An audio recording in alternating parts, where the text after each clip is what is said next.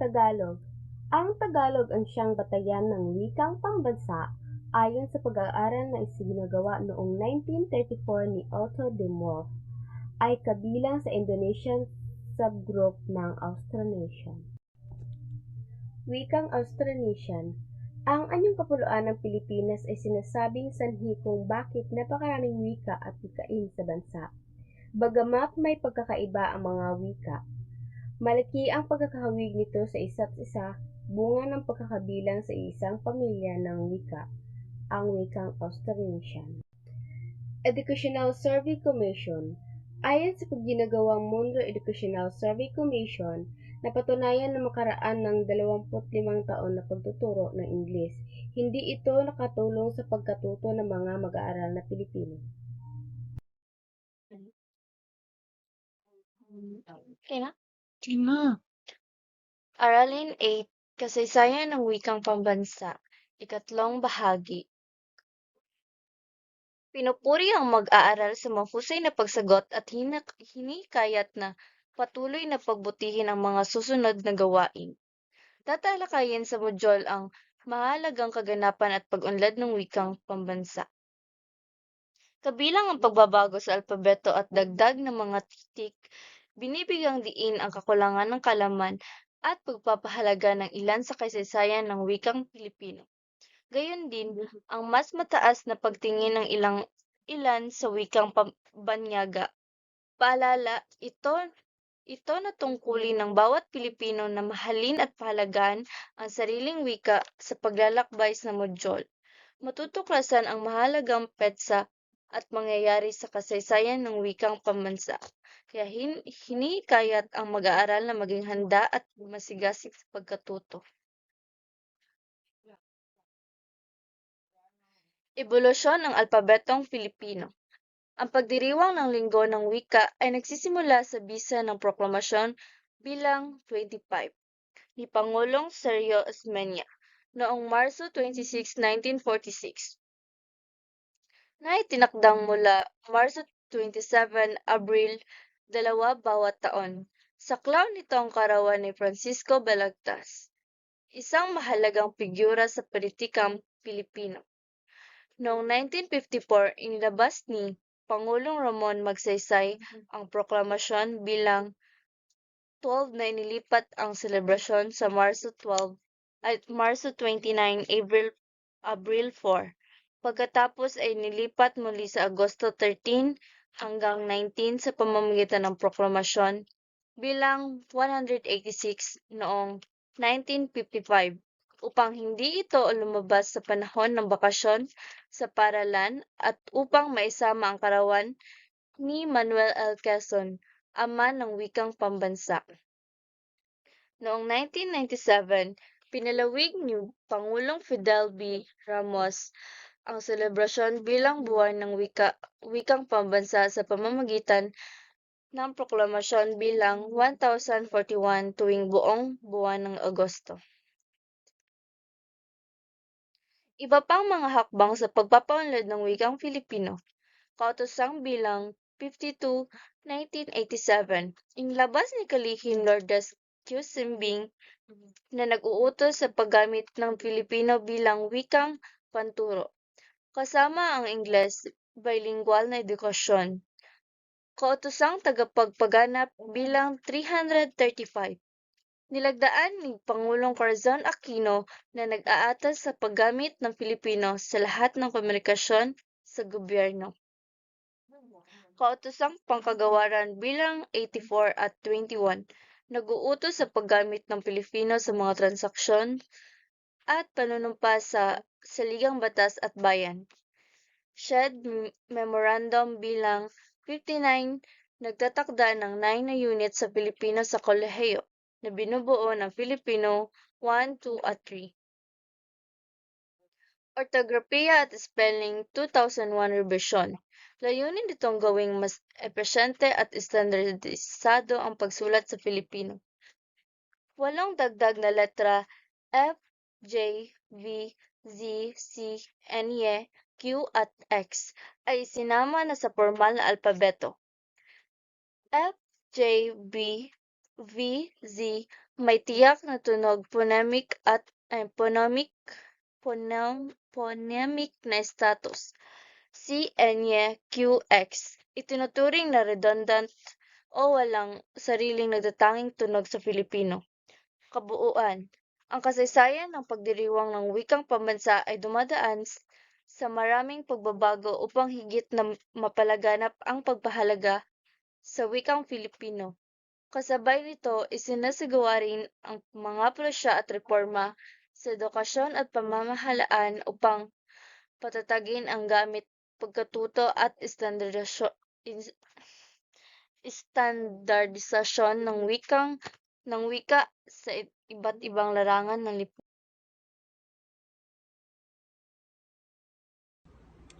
Sa kakayahang lingwistiko at tungkol sa abilidad ng isang tao na at umuunawa ng kabuluhang pangungusap. Ayon sa linguistang si Noam Chomsky, ito ay likas na sistemang kaalaman tungkol sa gramatika na nagbibigay ng kakayahan ng mga individual na gumamit at umunawa ng wika. Sa konteksto ng wikang Pilipino ay kakayahang linguistiko ay kinabibilangan ng pagsunod ng mga tuntunin sa balarilang Pilipino. Sa paglipas ng panahon, ang pambansang wika ay dumaan sa maraming pagbabago at reoryentasyon na nagresulta ng mga modifikasyon sa tradisyonal na balarilang. Tumutukoy ni Santiago at Yanko ang 10 bahagi ng pananalita sa makabagong gramatika. Dito sa bahaging ito, makikita natin yung mga uri ng salita sa Pilipino. Hinati ito sa 2 grupo, yung mga salitang pangnilalaman at yung mga salitang pangkayarian. Yung mga salitang pangnilalaman, ito yung mga salitang na nagbibigay ng kahulugan sa pangusap. Kasama dito yung mga pangalan, panghalip, pandiwa, panguri, at pangabay. Halimbawa, yung salitang bahay ay isang pangalan at yung salitang tumakbo ay isang pandiwa. Yung mga salitang pangkayarian naman, ito yung mga salita na tumutulong para mabuo yung mga pangusap. Kasama dito yung mga pangugnay, katulad ng pangatnig, pangangkop at pangukol, at yung mga pananda tulad ng pantukoy at pangawil. Halimbawa, yung salitang at ay isang pangatnig at yung salitang ang ay isang pantukoy. Ano ang kakayahan ng sosyo-linguistiko? Ayon kay Thailand, tinutukoy nito ang kakayahang paggamit ng wika na may naaangkop sa panlipunang pagpapakahulugan para sa isang tiyak na sitwasyon, pangkomunikasyon. Halimbawa, inaasahan sa atin ang paggamit na formal na wika. Magandang araw po, kumusta po kayo? Sa pagkikipag-ugnayan sa mga nakakatanda at awtoridad, kaiba sa paggamit natin ng informal na wika sa ating mga kaibigan na kapareho ng estado. Ang speaking ay isang modelo na ginagamit upang suriin ang isang sitwasyon, pangkomunikasyon. Narito ang kahulugan ng bawat letra.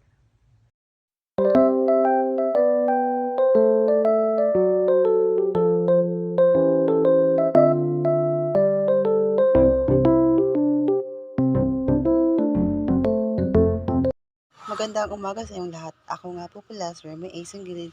Ngayon, ako nga po pala ay magbuod ng Aralin 10. Mga sitwasyong pangwika, pelikula at duha. Ginagamit sa halimbawa ng pagsusuri ng pelikula ng Maynila ng Coco ng liwanag upang ipakita kung paano paggamit ng wika sa pelikula at dula bilang kasangkapan. Pagpahayag ng mga ideya, damdamin at lipunan kinakabilangan ng mga tauhan. Panimula. Ang pelikula at dula ay mahalagang larangan sa pagsusuri ng wika sapagkat sinasalamin nila ang lipunan. Sinusuri ang pelikula hindi lamang sa nilalaman kundi pati rin teknik at paggamit ng wika. Konteksto ng pelikula. Itinuturi ang pelikula bilang simula ng ikalawang gintong yugto ng pelikulang Pilipino noong ika-70-80 sa panahon ng diktadura. Ang tema nitong kritikal na realismo. Ipinakita ang tunay na kalayaan ng lipunan at kawalang katarungan at isang isyu ng lipunan.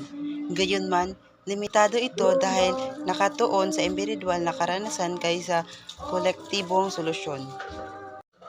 Technical na aspeto. Gumagamit ng black and white documentary footage opening scenes upang magbigay ng katotohanang tono. Ipinapakita ni Julio Madrigal ng kaharap sa pader nang may slogang imperialismo ay bagsak na. Silbing matinding pahayag ng realismo sa lipunan. Adapsyon mula sa nobela. Batay sa nobela sa Kokol ng Liwanag ni Edgardo Reyes, dinagdagan ni Lino Broca ng idea ng mass movement bilang opsyon ni Julio. Pinapakita ang pagkakaiba ng nobelas at pelikula. Adapsyon mula sa nobela. Batay sa nobela sa Kokol ng Liwanag ni Edgar Reyes, dinagdagan ni Lino Broca ng idea ng mass movement bilang opsyon ni Julio. Ipinapakita ng pagkakaiba ng nobela at pelikula sa medium at lengguwahe ng pagpapahayag. Mahalaga sa pinitikan ng lipunan. Isang sining at adapsyon mula sa nobela tungo sa pelikula at tumatalakay sa mga temang katarungan, pag-ibig at kalayaan ng lipunan sa ilalim ng diktadura. Linguistiko. Ginagamit sa pelikula ng iba't ibang antas ng wika, pabansa, pampolitikal, teknikal, kolonyal, lalawigan at balbal, upang ipakita ang tunay na kalayaan ng lipunan at maging katotohanan ng mga tauhan. Kultura. Ang wikang ginagamit ang bilang pagkakakilanlan ng mga kulturang Pilipino, nagkaugat ng paniniwala, tradisyon at pamumuhay ng mga tao. Ang wikang pelikula at tula ay may sariling sitwasyon at regular depends ng konteksto. Conclusion. Ang Manila ng Koko, ang liwanag ay sumasalalim sa lipunan ng paggamit ng wika. Mahalaga ang pagsusuri ng linguistiko at kultura at aspeto ng pelikula.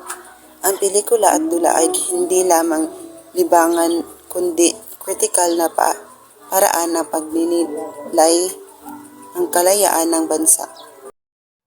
Magandang araw sa inyo lahat. Ako po pala si Darker Nakila. Ngayon, ating tatalakayin ang sitwasyong pangwika sa Pilipinas at kakayahang pangwika ng kulturang Pilipino.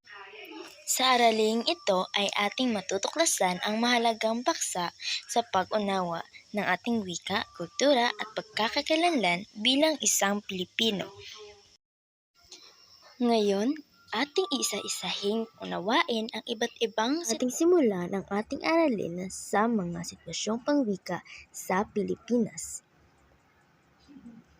Ang mga sitwasyong pangwika ay ipinapaliwanag na malaki ang papel ng wikang Filipino sa pagbuo ng pambansang identidad at pagkakaisa ng mga mamamayan, lalo na sa panahon ng globalisasyon at integrasyon sa rehiyon ng Asian. Binibigyan diin na kung hindi mapapahalagahan ang sariling wika, mahirap mapanatili ang pagkakakilanlan ng ating bansa.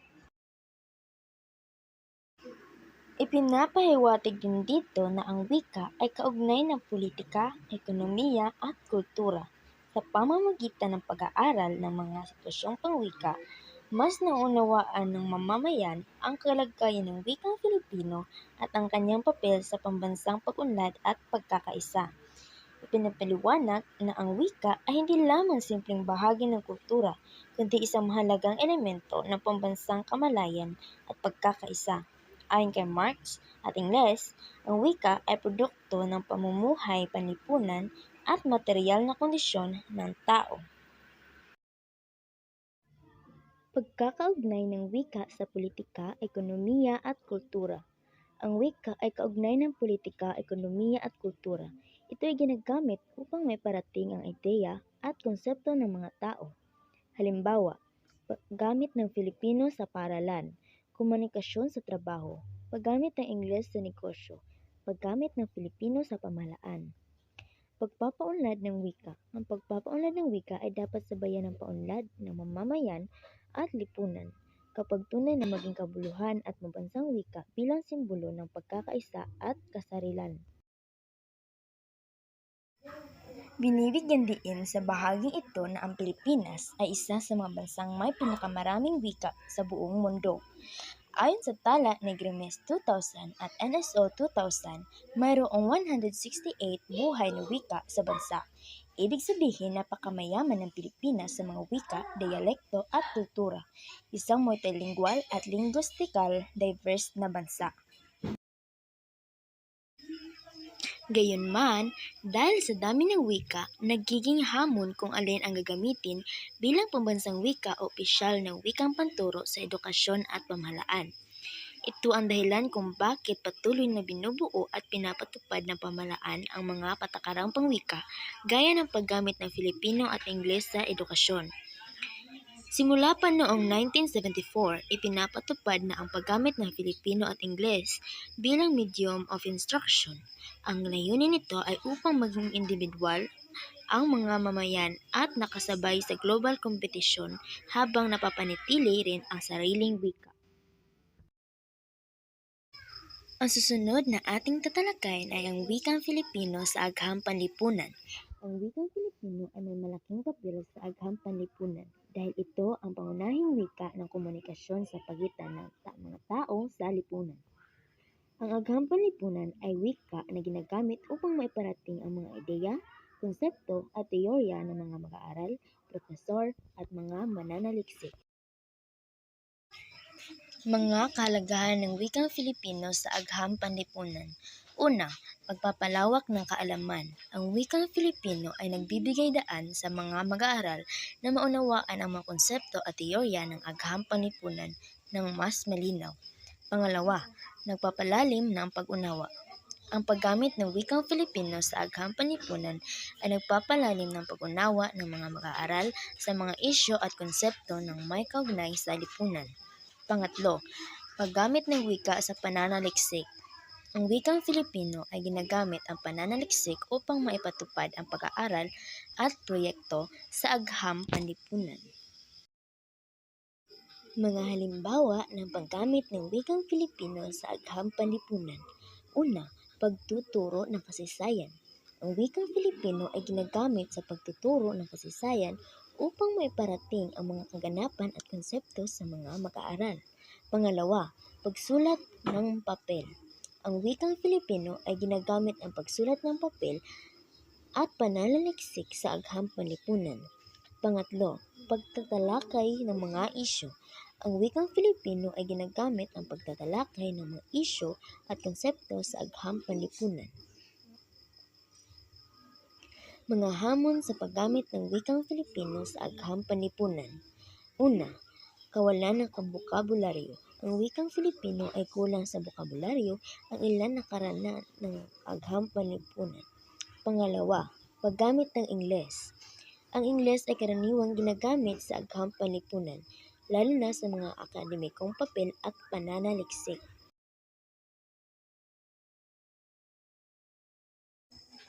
Pagpapalawak ng wikang Filipino sa agham panlipunan. Paglikha ng diskunaryo. Ang paglikha ng diskunaryo sa agham panlipunan ay nakakatulong upang makapalawak ang bokabularyo ng wikang Filipino. Pangalawa, paggamit ng wikang Filipino sa pagtuturo. Ang paggamit ng wikang Filipino sa pagtuturo ng agham panlipunan ay nakakatulong upang mapaunlad ang pag-unawa ng mga mag-aaral. Pangatlo, pagsulat ng mga libro at artikulo. Ang pagsulat ng mga libro at artikulo sa agham panlipagay ay agham panlipunan ay nakakatulong upang mapaunlad ang wikang Filipino sa larangang ito. Wikang Filipino Humanidades. Ang humanidades ay tumutukoy sa pag-aaral ng sining, kultura, panitikan, filosofiya at kasaysayan. Dito, napakahalaga ang wikang Filipino dahil ito ang gamit ng pagpapahayag ng damdamin, ideya at karanasan ng tao. Sa pamamagitan ng Filipino, ipinapakita ng mas totoo at malalim ang kultura ng pagkakatao ng mga Pilipino.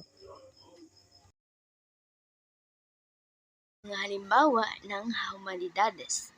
Sa panitikan, ang tula ni Jose Corazon de Jesus o mga dula ni Ronaldo Tino ay gumagamit ng Filipino para ipahayag ang damdamin ng karaniwang mamamayan. Pangalawa, sa teatro at pelikula, ang paggamit ng Filipino o wikang regional ay mas nakakatulong para maging nakatotohanan ang pagpanggap. Pangatlo, sa musika, ang kantang OPM tulad ng Tagsulok o Anak ay nagbibigay aral at nagpapahalaga gamit ang wikang Filipino.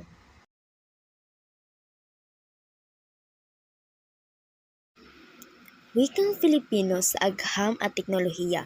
Ang paggamit ng wikang Filipino sa agham at teknolohiya ay mahalaga upang mas madaling maunawaan ang mga mag-aaral ang mga teknikal na konsepto. Ayon sa pag-aaral ng TIMSS, Third International Math and Science Study, mas epektibo ang pagtuturo ng agham at matematika gamit ang wikang katutubo. Ipinapakita nito na kapag ginamit ang Filipino, nagiging mas malinaw, mabilis at epektibo ang pagtuto kumpara sa paggamit ng bayanang wika.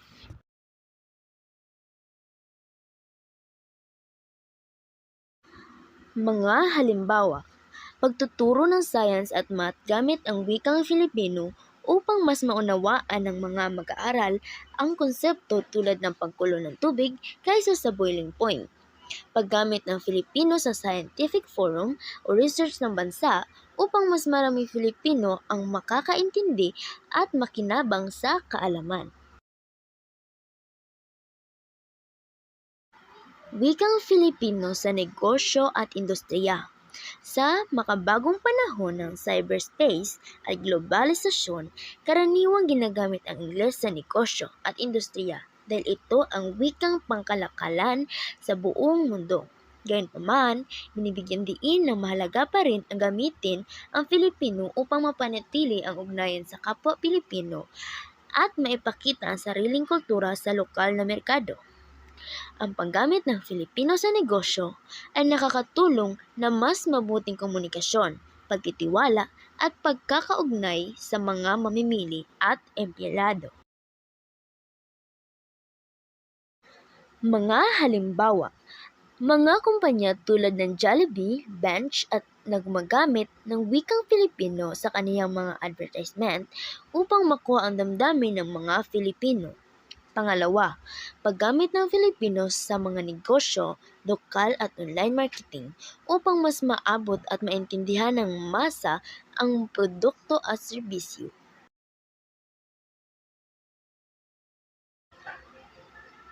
Sitwasyong pangwika sa pamahalaan.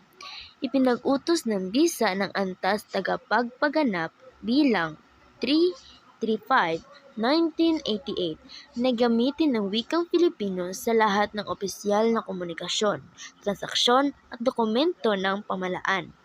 Layunin nito mapaigting ang paggamit ng Filipino bilang wika ng gobyerno at pagkakaisa ng bansa. Maraming leader tulad ni na Pangulo Corazon Aquino at Benigno Aquino III ang nagpakita ng suporta sa wikang Filipino sa pamamagitan ng paggamit nito sa kanilang mga talumpati sa zona. Halimbawa nito ay ang paggamit ni Pangulong Cory Aquino ng Filipino sa mga opisyal na dokumento at anunsyo. Ang zona na Pangulo Noynoy Aquino ay sinagawa ng wikang Filipino upang mas maunawaan ng mga mamamayan. Sitwasyong pangwika sa edukasyon. Sa ilalim ng K-12 curriculum, ginagamit ang unang wika, mother tongue, bilang wikang panturo mula kindergarten hanggang grade 3. Habang sa mas mataas na baitang, ginagamit ang Filipino at Ingles bilang pangunahing wika panturo. Layunin nito na mas mapadali ang pagtuto ng mag-aaral gamit ang wikang mas naiintindihan nila. Gayunman, marami pa ring guro na gumagamit ng code switching o halong Filipino at Ingles, lalo na sa mga teknikal na paksa na walang direktang katumbas ng wikang Filipino.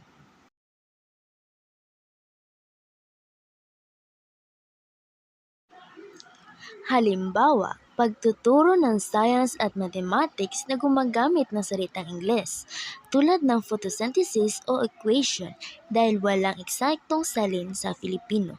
Sa araling panlipunan naman, madalas gamitin ng Filipino upang mas madaling maunawaan ng mga mag-aaral ang konsepto ng kasaysayan at kultura.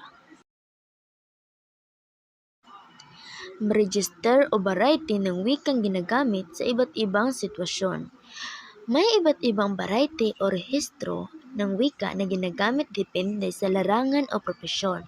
Ang bawat grupo ay may kanya-kanyang terminolohiya o jargon na nakakatulong na mas malinaw na komunikasyon sa kanilang mga gawain. Halimbawa na lang nito ay abogado o hukuman, gumagamit ng mga salitang exhibit, appeal, complainant, court, at justice. Sa guro at edukasyon naman, gumagamit sila ng lesson plan, test, assessment, curriculum, at textbook. Sa doktor at medisina, gumagamit ng diagnosis, prescription, patient, at treatment.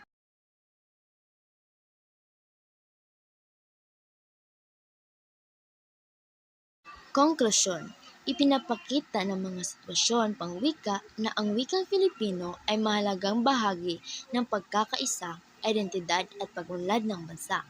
Dapat itong gamitin at paunlarin sa lahat ng larangan, pamahalaan, edukasyon, agham, negosyo at sining. Ayon kay Dr. Jose Rizal, ang hindi marunong magmahal sa sariling wika ay higit pa sa hayop at malansang isda, kaya dapat nating ipagmalaki ang wikang Filipino bilang simbolo ng ating kalayaan.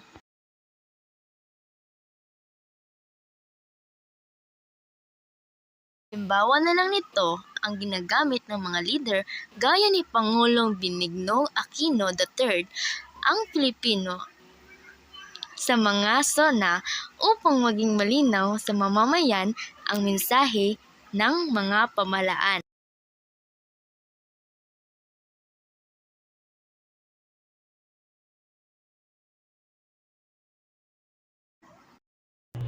Sa araw-araw nating pakikipagsalamuha sa bahay, sa paaralan o sa trabaho, hindi sapat na marunong lang tayong magsalita ng Pilipino.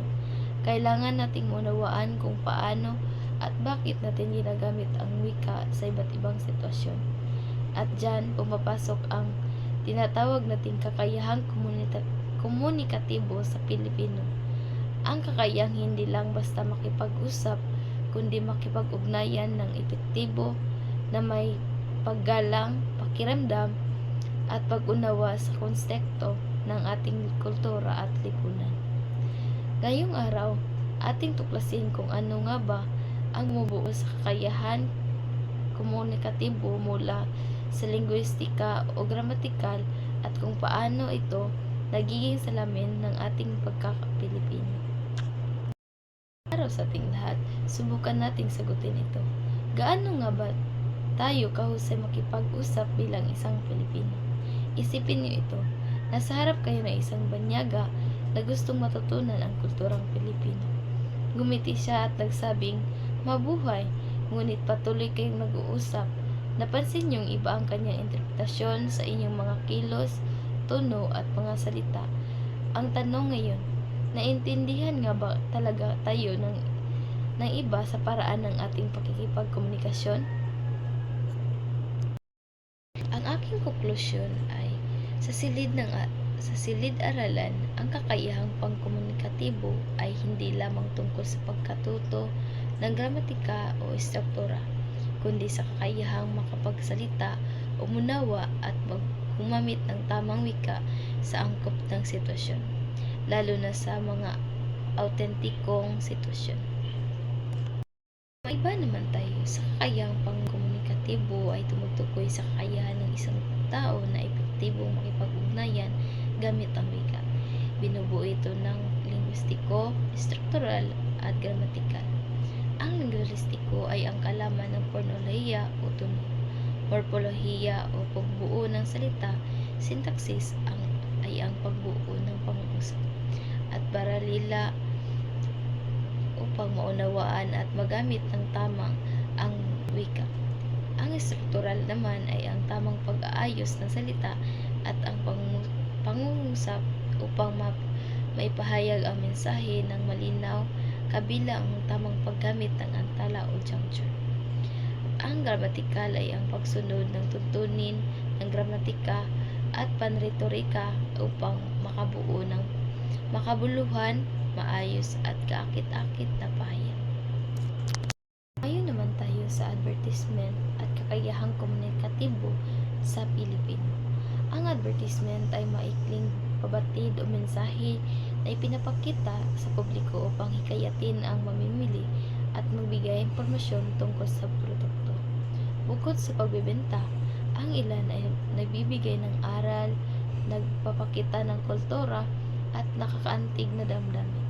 Maaari itong makita sa bus, telebisyon, radyo, online at billboard at gumagamit ng iba't ibang register na wika ayon sa layunin at sitwasyon. Mahalaga ang advertisement dahil nagsisilbing gabay sa pagbili, ipinapakita ang kakaibang katangian ng produkto na nakakatulong pumili ng tamang produkto, nagbibigay karagdagang impormasyon, nagiging kritikal ang mamimili sa pagpili, nagpapaalala ng mahalagang katangian ng produkto. Ang kakayahang pangkomunikatibo ay pagsasanib ng kaalaman, kasanayan at pag-unawa sa gramatika, lipunan at kultura upang epektibong makipag-ugnayan. Mga eksperto tungkol dito ay sina Higgs at Clifford, 1992. Pantay na mahalaga ang mensahe at ekstruktura o gramatika ng wika. Ayon kay Dr. Faye Otanes, 2002, ang wika ay dapat matutunan para sa pakikipamumuhay at pagpapalaga sa buhay. Tinawag niyang itong estruktural ang aspeto ng pag-aaral ng estruktura ng wika. Ayon naman kay Choi, 2009, ang kakayahang pangkomunikatibo ay nakabatay rin sa lipunan at kultura, hindi lamang sa tuntunin ng wika. At sabi ni Bagare, 2007, dapat taglayin ng isang tao hindi lamang sa kaalaman kundi sa kasanayan at husay sa paggamit ng wika sa iba't ibang sitwasyong pangkomunikatibo. Ang kakayahang pangkomunikatibo o communicative competence ay ipinakilala ni Della Himes, 1966. Ayon sa kanya, ang isang taong nagsasalita ng wika ay hindi lamang dapat marunong sa gramatika, kundi dapat alam din kung paano gamitin ang wika ayon sa pamantayan ng komunidad at layunin ng pakikipagtalastasan. Ako po si Edeselino Pada at ito po ang aking summary sa Aralin 13. Ang sosyolingguistika ay pag-aaral ng ugnayan ng wika at lipunan. Mahalaga ito sa kakayahang komunikatibo dahil tinutulungan ito gamitin ang angkop na wika ayon sa kausap, lugar at sitwasyon. Ipinakilala ni Del Himes ang etnografiya ng komunikasyon, ang modelong speaking na tumutukoy sa mga salik na epektibong pakikipag-usap. Speaking. S. Setting. P. Participants. E. Ends. A. Act sequence. K. I. Instrumentalities. N. Norms. G. Genre. Pinakita ni Himes na ang pagiging mahusay sa wika ay hindi lang sa gramatika, kundi sa angkop ng paggamit ng wika sa tamang konteksto. Summary sa Aralin 14. Ang wika ay puso ng komunikasyon at patuloy na yumayaman sa iba't ibang paraan ng papahayag. May dalawang uri ng komunikasyon: verbal, pasalita o pasulat, at di-verbal, kilos, tono, katahimikan at iba pa.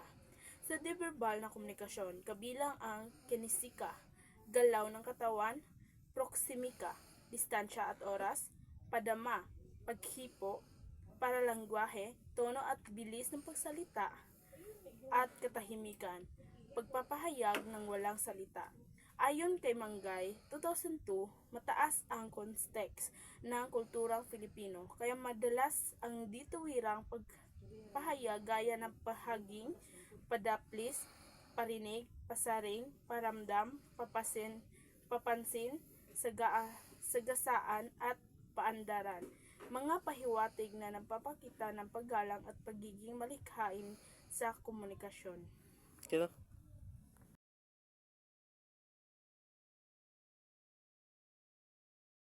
Pananaliksik, mga kahulugan at katangian at layunin.